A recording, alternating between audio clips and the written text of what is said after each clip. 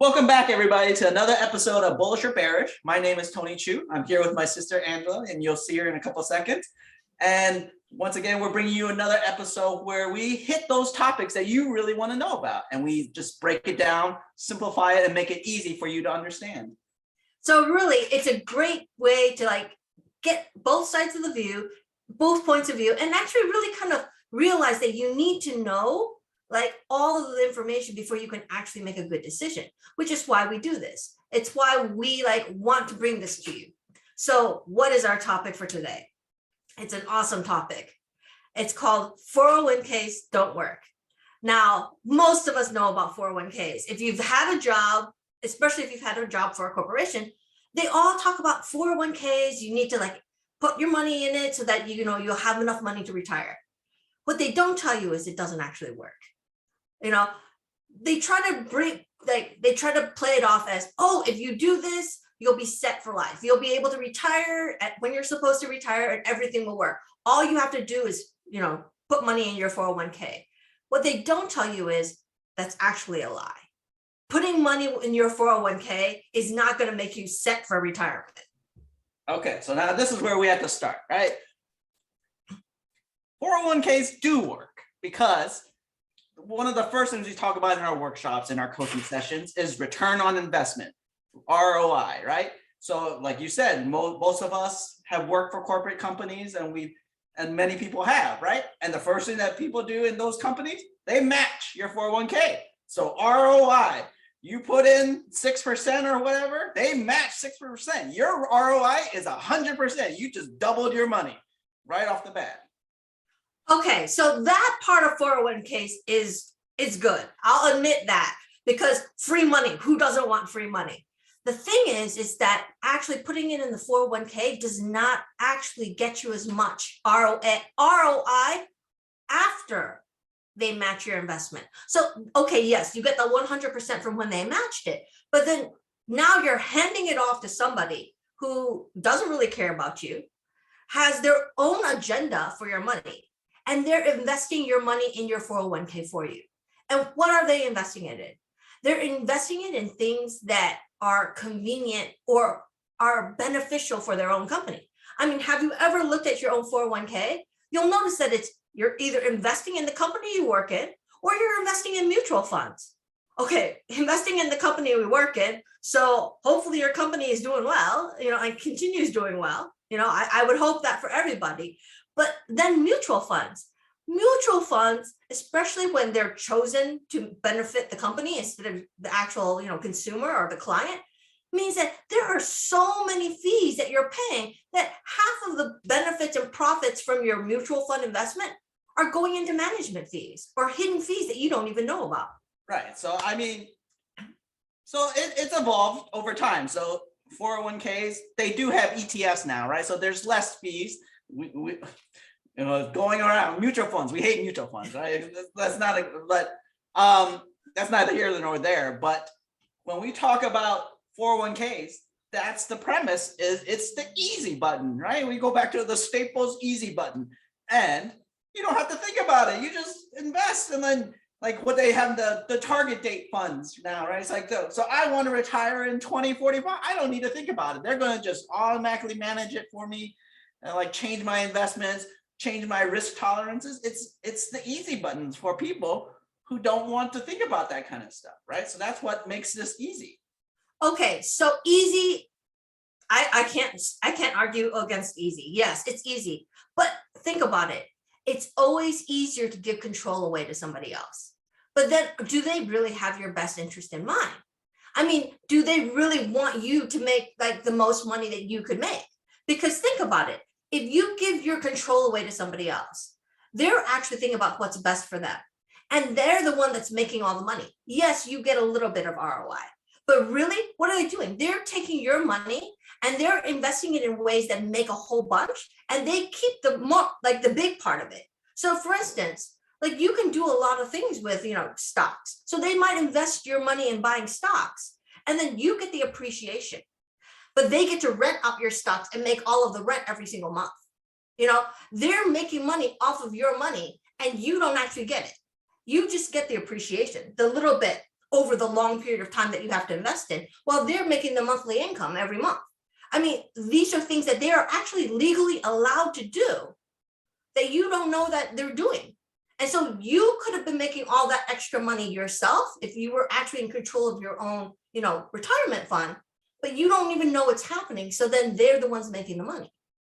Right. So, I mean, you're talking about knowledge, right? And, for the most people, like, I might not know that much about, like, I don't know what stocks to pick or like, what do I choose? Like, so it makes it seem easy just to do like that target fund, right? And just do, there's some research I want to do. I want to make sure I'm not paying as many fees as you're talking about. So I want to look at expense ratios.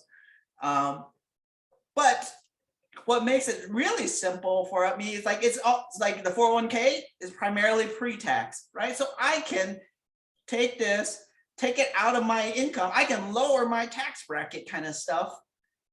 And, I'm still investing. I'm still making money. Okay. Now, this is the biggest thing that really pisses me off about this, is that they talk about, oh, it's great because you can put it in and then you can pay tax on it later. Do you know by saying that, you're saying that you're going to be making less money when you retire than you are now? Because the only way your tax bracket is going to be less when you're taking this money out is if you have less money then than you do now. That means you're not actually planning to have a comfortable, safe retirement. You're planning on having a retirement where you're going to be having to, manage and budget yourself so that you only take out a certain amount, and what happens if you have an emergency? You have no ability, you only have this set amount of money. You have no ability to make other decisions to actually, plan for emergencies, because all you can do is say, oh, I only have, let's say $100,000, and every year I can only use, 10,000. Otherwise, it'll screw up my entire retirement plan. That's not what happens when you actually know what you're doing, because then you can make adjustments and you actually have the ability yourself to make your money make more money. That's not something that can happen with somebody else. So, I mean, I hear what you're saying, but that goes back to the fact of like, I don't necessarily, it sounds difficult to like get this kind of knowledge you're talking about. Like, I need to know how to invest. I need to like know what stocks to buy.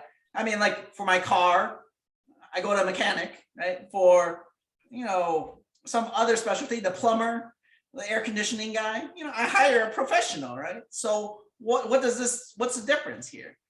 So what difference is that yes, there are, professionals. But the thing is that even when you bought the car or even when you hired the plumbing, you actually knew what was wrong. You knew what needed to get fixed, and you know what your goal was, what you wanted to have happen. And you wouldn't accept that they were done with their job until they hit the goal that you wanted. Now, with your 401k and you're handing your money off to somebody else, you don't know most people don't even have a know what goal they want, as long as it's growing money. Well, okay, what's good enough? 2%, 4%? Because, average is 4. Well, the stock market goes up 20% and you only get 4. Well, what happened to the other 16? So it's not that they're completely terrible, because yes, like he said earlier, when your company matches, it's free money. But it's not just about like free money. It's also about the fact that as somebody who cares about, being able to retire and have a good life and be financially secure, you still need to have the basic knowledge so that you can make good decisions.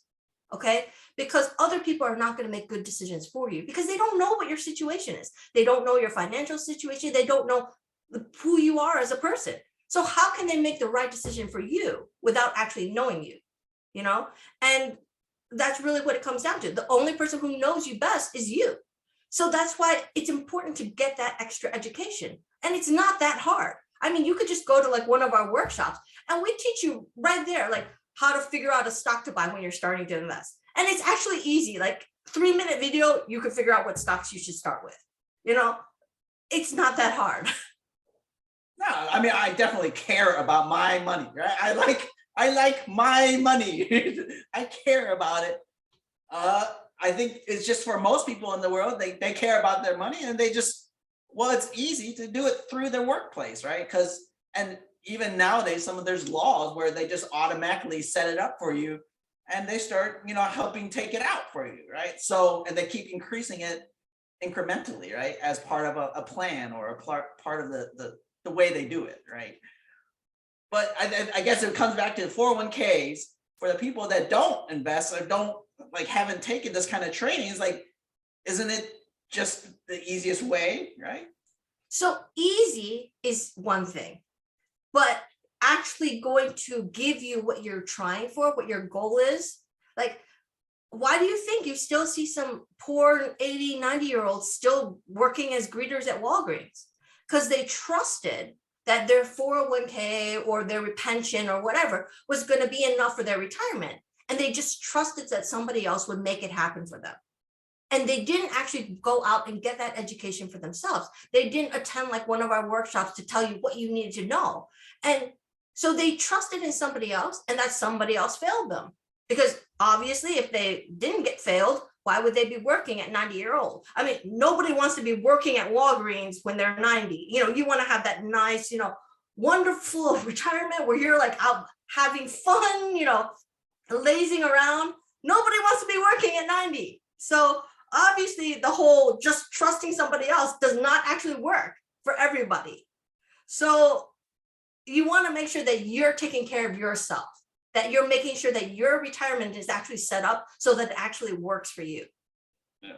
So now I think you meant Walmart, but see, this is the point. I agree. Hopefully everybody you're watching, you like this video. Make sure to put some comments or subscribe, and that helps us a lot. I think what Angela says really encapsulated. There used to be a triangle of retirement for people, right? So they would have 401ks, they would have pension plans, and they would have Social Security. You mentioned those three things, and we just talked about it.